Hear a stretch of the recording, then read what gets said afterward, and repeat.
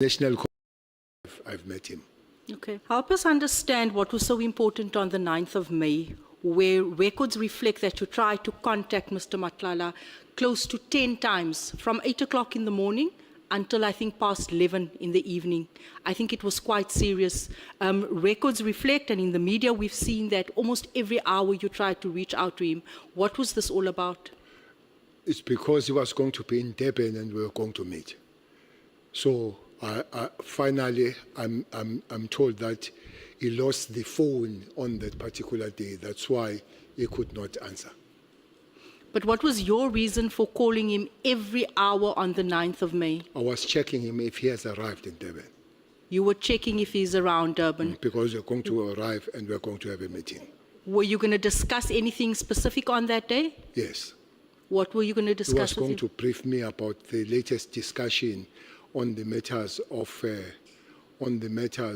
the project and what was said about me. Further discussing from this the screenshot that was said and about my own arrest. You mentioned earlier on that it is okay for you to meet with him. You don't have to declare. You don't have to, ask for permission from anyone. I want to ask you, do you not find it worrying to meet with someone that has over 80 cases? You serve on the NEC. You are leader of this country. I still see you as a leader. And you said to us earlier on that you take information from him pertaining to SAPS. Is that not supposed to be directed to a certain unit within SAPS to gather information? Chair, just before she moves to the next question. Minister, actually there is a story that IDEC has been investigating your calls to Matlala, and between March, and I can't remember which month, between March and July, you called him more than 250 times. Sure. There were 250 calls between the two of you from March to July. Is that correct? No, I would not agree with that. Thanks, Chair. But it's also the story that we have exchanged the messages 100 times. Yeah. And zero. They said I've called many times, but we have exchanged messages 100 times. I don't exchange messages. So I'm a bit distracted. The question is, honorable member, well, I'm not sure about 80. I think that number will have to be checked. I think the cases that has been there are 18. I think so. But myself, I can't guarantee that. Matlala, when I met him, I did not know about these issues and his arrest, honorable member. He was the information came up and out as we continue, arrested for these things and all. And I have considered that the eyes that I've looked at him then are completely different as looking at him now. But me not declaring yes, I don't declare anymore who do I meet. And I guess I would have declared to sleeping in his house because it's a free piece that the ethics says we must declare those things. Would you do the same things now that you know? No, I'll be more circumspect. Is that the word? I'll be more circumspect that I have that information now. Thank you, Minister. I asked because you were very candid in your responses earlier on, and it was worrying. It was worrying when I heard you say, I took it, I slept there, I met with him, I can do whatever I want, when we look to you still sometimes as a leader. No, I was answering, if it came with that arrogance, surely it came very, very bad. But I was answering on the question of being a minister and being a public representative, that there are things that you can't do, like doing things and not report, not just because I believe it's correct, I can do as I wish. Human beings are not allowed to do as they wish. They've got some limits to whether you're a minister or not. Hence, I come to this statement, Honorable Member, that says, knowing what I know now, I guess I would behave differently than the time when I didn't know anything. Definitely. Thank you, Minister, because I'd like to believe that our actions are guided by our morals and our principles. And this is why I ask this question. It is concerning the amount of times that you called Kat Matlala, because I tell you, it is around the same time his contract was actually cancelled by Minister Senzo. And this is why I ask. What do you mean by same time? I think it was around about, I stand to be corrected, it was around about May, where Kat's contract was actually cancelled by the minister. So I was just wondering what the reason was for those many calls that you made to him. Was it maybe, and this is just in my opinion, this is just unpacking how things unfolded, was it maybe because you had heard something and you wanted to give him the heads up? I don't know. So this is why I asked you that question. Well, definitely, I could not have any form of a help of cancelling and not cancelling.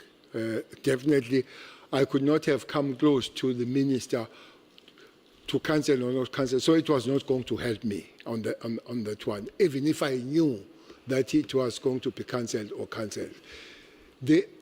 I'm very sure if it did not lose the phone, I would have phoned once. So this person is coming to Durban, you don't get that person, so you will try to phone until you get that person, because you know you were supposed to meet him. So that did not happen. That's a reason, not because it was frantic and something that was burning, especially when it comes to the cancelling. That is not for me. I don't come close to cancelling and nowhere that I was put in negotiating. And I can assure you, I could not have negotiated that with the minister. I could not. Thank you, General. General, if this committee were to request to obtain cell phone records from your network, your service provider, would you be prepared to grant such consent For and what? support the gathering of this information? For what? So that we can determine actually, if you have absolutely nothing to hide, would you be okay with that, granting? Have to be serious conditions of defining the information you want. You can't go to my phone and get any kind of information. If you determine, and there is a methodology to say, this is information we want, 205 for this information, not everything in my phone, that can't happen. But if you say want information about Kat Matlala and all that, I'm fine, or any other. But it can't be blanket coming to my phone and getting anything in my phone. So it's a no. Yes, I'm simply saying, if you describe what information you want, including want information about Kat, that I'm fine. But you can't get my phone to get any other information that is in my phone that has got nothing to do with the ad hoc that is here. It can't be blanket. But you want this one about Matlala, get your 205 and carry it, I'm fine. But that you want to go through the photos and everything that is there, Your few ones. it can't happen. It just can't happen.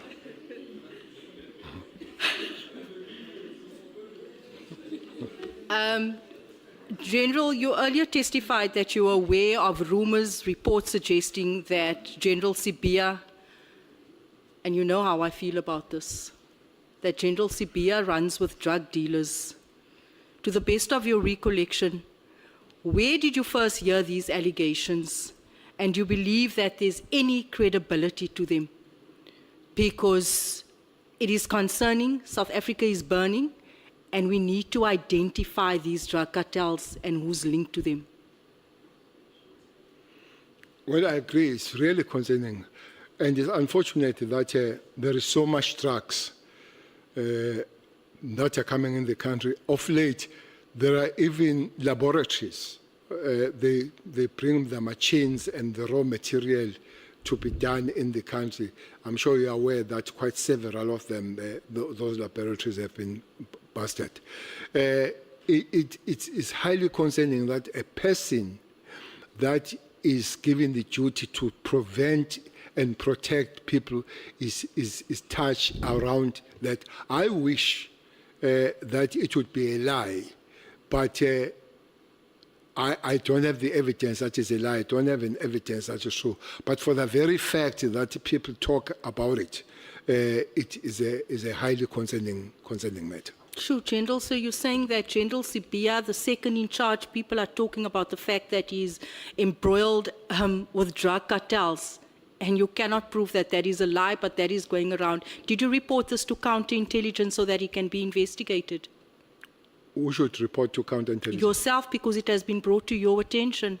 It is very serious, sir. When allegations get made like this, we want to delve deeper into it and get to the truth. Where is the counterintelligence? Within SAPS. I don't know counterintelligence.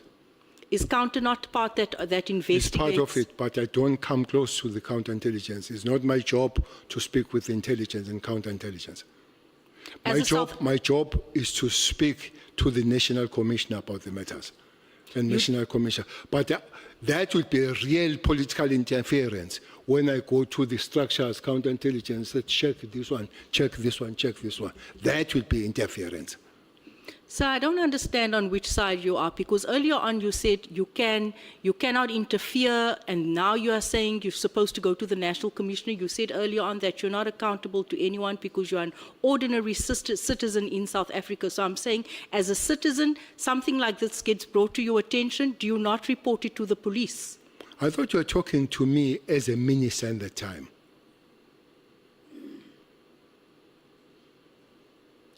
Irrespective. That if honorable member, if I get something about you, the structure that I can go to is at the police station to open the case. Or if maybe the internal matter is to go to the National Commission. I can't be chasing units and divisions in the police. That will be the interference if you ask that.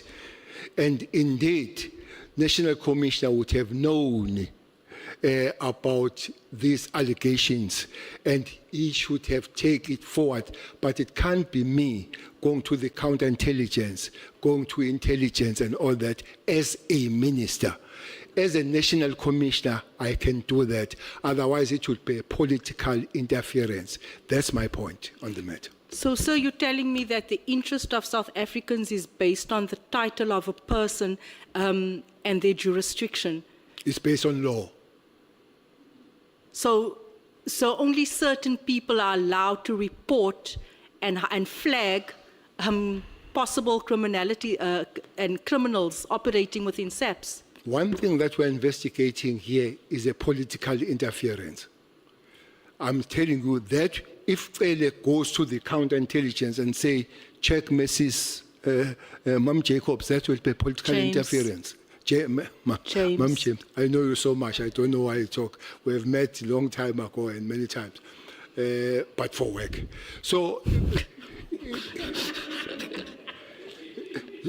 But I can't go and say intelligence and counterintelligence must look at you. I can't do that.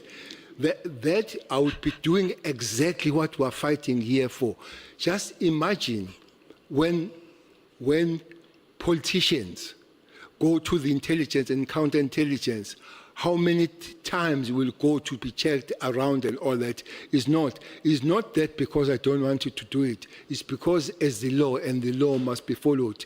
One thing that says is that ministers and politicians can't be investigators, and they can instruct the law enforcement to do that and that unless they follow the structure. The person that I can go to, two places I can go to, as an ordinary, go and open the case at the local station. Second, as I'm in the organization, go to the National Commissioner to say, National Commissioner, there is such a matter about your members. Can you check on them? So, two things here. General Sibia involved with drug cartels, it goes unreported, he goes uninvestigated. Another thing, General Sibia also allegedly involved in a false affidavit intended to implicate General Kamalo. That also just falls by the wayside and is not reported. That was reported to Kumalo. No, not to Kumalo, to open up an investigation against him, even if it's Well, just Kumalo internal. is a cop. He should have opened the investigation. Cele is reported it is not a cop. I can't open any investigation. But I've reported to the cop. I want to ask you, you mentioned something, General, and you said that, you know, with the establishment of these task teams, there was also a task team that was established here in Cape Town where 200 members were deployed and staying at a hotel, and I believe that operation is still functional up until today. 200 members, 800 Rand per night. Can you tell me what was the composition of that team? There were 200 members from different. This one is a police, honorable member. Is ministerial, but set by commissioner at the time, and I think it was still stolen. So these are police. These are maybe let me take it from this way. The national government has put a lot of resources in this province when it comes to policing. So those were the members coming from the different parts of the country to come and work here, try to find the criminality, especially, I think they were initially mentioned townships. I will remember Delft, I think Hanover Park was part of them, but there would be those townships. So to increase the capacity of fighting the murders that were here and all that. So there will be 200 for 2 months. And then they'll be taken out back to their provinces and bring others. And they'll come with the cars, anything around 50. There will be special forces people, most of them, there will be NIU, but there will be detectives, there will be analysts, there will be intelligence. That will be mixed, but it's not the multidisciplinary in terms of other departments, but multidisciplinary in terms of police themselves. And then happened 2018 until 2019. It started 2018 April, and as Operation Thunder ended May 2019, I think that must be about 25 months.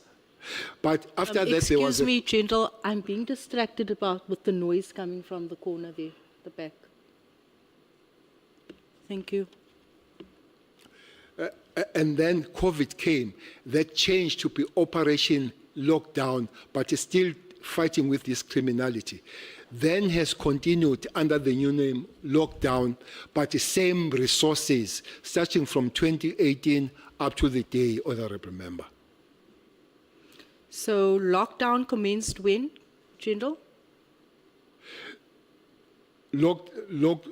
Operation Thunder starts April 2018.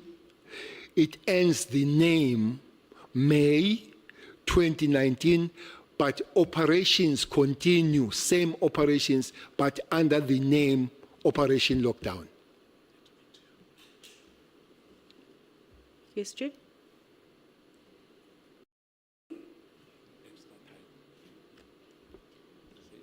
I'm not sure what you're trying to say, Che.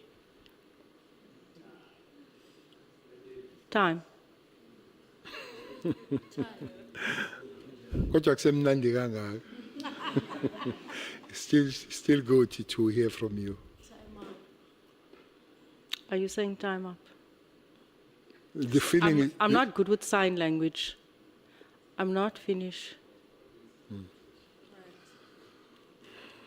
can't you give her more time, please?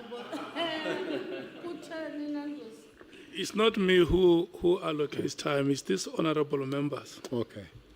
If we respect each other, we are also going to respect the time. I'm sorry. That's how it works, because the chair does not have to move around to members explaining why this one speaks for this amount of time and why I'm speaking for this amount of time. Before the start of questions, the chair makes an announcement that your time starts at this point and will run up to this point. Like now, the chair is announcing that tomorrow we're starting at 9 o'clock. The EFF and the PA are going to run from 9 o'clock to 20 minutes past 11. EFF is leaving at 9 tomorrow. And then we take a 10 minutes break. We come back at 11:30. The ANC will then run from 11:30 to 1:30.